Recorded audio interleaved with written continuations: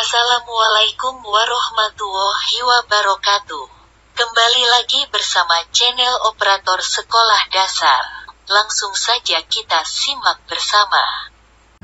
Plus dan peserta rapat virtual lainnya yang berbahagia. Assalamualaikum warahmatullahi wabarakatuh. Salam sejahtera bagi kita semua. Shalom, Om Swastiastu, Namo Buddhaya. Salam kebajikan. Mengawali rapat audiensi Panitia Khusus Guru dan Tenaga Kependidikan Honorer DPD RI yang dilaksanakan secara hybrid ini, marilah kita sama-sama memanjatkan puji syukur kehadirat Allah Subhanahu wa Ta'ala atas perkenannya kita semua dapat mengikuti rapat audiensi pada hari ini dalam keadaan sehat walafiat dan tanpa kurang apapun. Sebelum kita memulai rapat kita pada hari ini, terlebih dahulu kita menghaturkan doa semoga rapat kita ini dapat diberkahi, berlangsung lancar, dan menghasilkan putusan-putusan yang bisa memberi manfaat dan menyelesaikan persoalan-persoalan yang kita hadapi, khususnya yang terkait dengan pansus atau terkait dengan persoalan-persoalan guru dan tenaga kependidikan honorer. Untuk itu, mari kita berdoa bersama-sama berdasarkan keyakinan kita masing-masing. Doa kita mulai. Saya pandu dengan cara Islam. Bagi yang lain silakan mengikutinya berdasarkan agama dan keyakinan masing-masing. Bismillahirrahmanirrahim. Alhamdulillahirabbil alamin, hamdan na'imin, hamdan syakirin, hamdan yuafi wa yukafi'u masida ya rabbana lakal hamdu kama yanbaghi li jalali wajhikal karim wa 'azimi sultani. Allahumma shalli ala Muhammad wa ala alihi wa sahbihi wa sallim. Ya Allah ya Rabb, jadikanlah pertemuan kami pada hari ini sebagai bentuk perkumpulan, pertukaran pikiran yang bisa mendatangkan, menghasilkan putusan yang memberi solusi atas permasalahan-permasalahan yang dihadapi bangsa kami, terutama permasalahan teman-teman kami, yakni para guru dan tenaga kependidikan honorer. Ya Allah, berkahilah pertemuan ini sehingga menjadi pertemuan yang menuntun kami dalam memberi solusi atas permasalahan-permasalahan ini. Rabbana la tuzigh qulubana ba'da idh hadaitana wa hab lana min ladunka rahmah innaka antal wahhab. Rabbana atina fid dunya hasanah wa fil akhirati hasanah wa qina adzabannar. Wa sallallahu ala sayyidina Muhammadin wa ala alihi wa sahbihi wa sallam. Walhamdulillahi rabbil alamin. Baik, Ibu Bapak sekalian, dengan mengucapkan bismillahirrahmanirrahim, pada hari ini Selasa 9 November 2021, rapat audiensi guru dan tenaga kependidikan honorer non kategori 35+ serta pemerintah daerah Garut saya nyatakan dibuka dan terbuka untuk umum. Mungkin ada tambahan dari anggota GTKANK yang lainnya. Ya, sebelum saya persilahkan yang ada di sini yang dari Garut. Di sini ada yang masih ikut virtual yang lain. Ya, saya kira kalau nggak ada. Pak Saiful, ya Pak Saiful, silakan.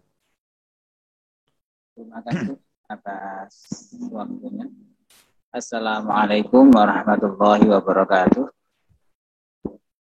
Waalaikumsalam warahmatullahi wabarakatuh. Alhamdulillahirabbil alamin.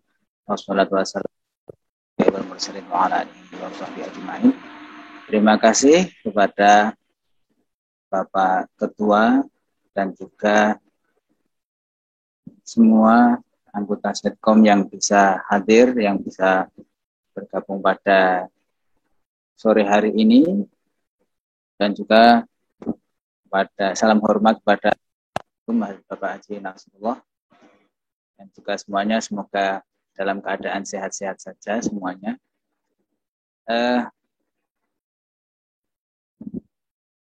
Begini, saya perkenalkan, nama saya Muhammad, saya dari Jogja, dan saya mewakili teman-teman tenaga kependidikan, Pak. Saya mewakili teman-teman tenaga kependidikan dari sekolah negeri yang berada di bawah GTK HNK 3015. Kami matur kepada Bapak melalui pertemuan yang bahwa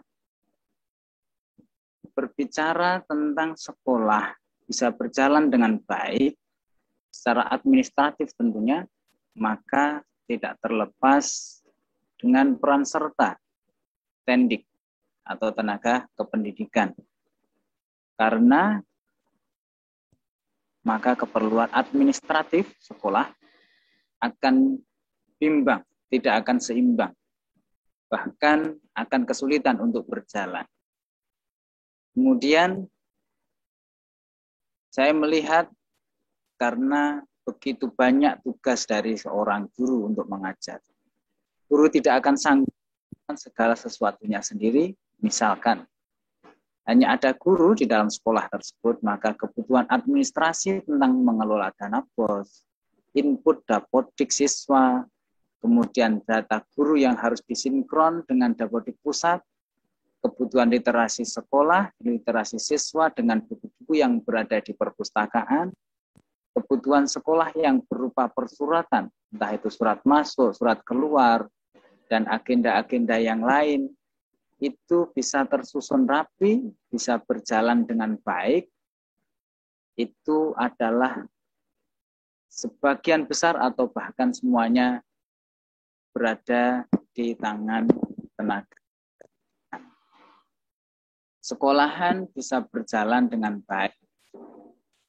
Secara administratif, itu tadi saya sampaikan bahwa bisa berjalan dengan baik apabila ada dan terjamin adanya tenaga kependidikan yang sudah dijamin oleh pemerintah. Dari sisi ekonominya, dari sisi dimantapkannya fungsinya, kemudian di SK, entah itu akan sebagai PNS ataupun ASN P3K, kami mengikut pada regulasi pemerintah. Tetapi kami minta kepada pemerintah bahwa tenaga kependidikan juga diikut sertakan pada rekrutmen ASN P3K di tahun 2022 yang akan datang. Semakin hari tugas administrasi sekolah itu dan Tendik pada umumnya semakin berat. Administrasi tentang aset, administrasi tentang kesiswaan itu tadi, administrasi tentang untuk penilaian sekolahan, penilaian sekolah apakah bermutu atau itu semuanya berawal dari semua pekerjaan di Tendik. Dan semakin hari jumlah Tendik yang dulunya banyak dari PNS sekarang sangat surut, jumlahnya sangat berkurang, bahkan rata-rata di sekolah negeri itu jumlah tenaga kependidikan yang ASN, PNS itu hanya 1 sampai dengan 2. Kemudian saya sampaikan, Nun Sewu, saya yakin sebenarnya dari DPD RI dan pejabat lainnya juga sangat paham tentang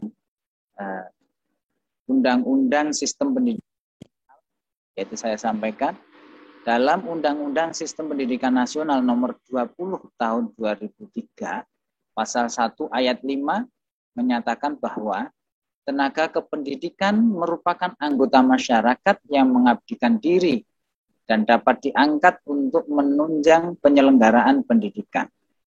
Kemudian dalam PP nomor 19 2005 pasal 35 ayat 1 menyebutkan juga bahwa tenaga kependidikan meliputi kepala sekolah, tenaga administrasi, tenaga perpustakaan, tenaga kebersihan.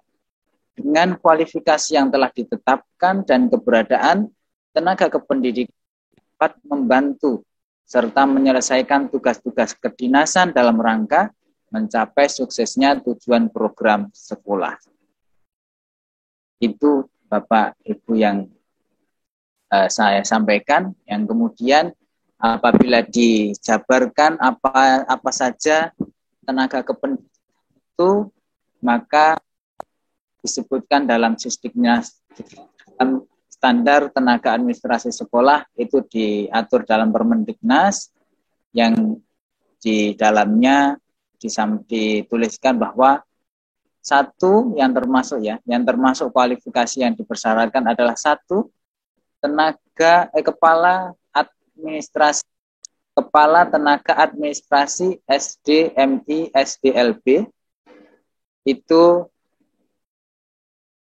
minimal yang sekolahnya ada 6 rombel harus memiliki kepala tenaga administrasi. Kalau dulu disebut dengan KTU, ini minimal pendidikannya.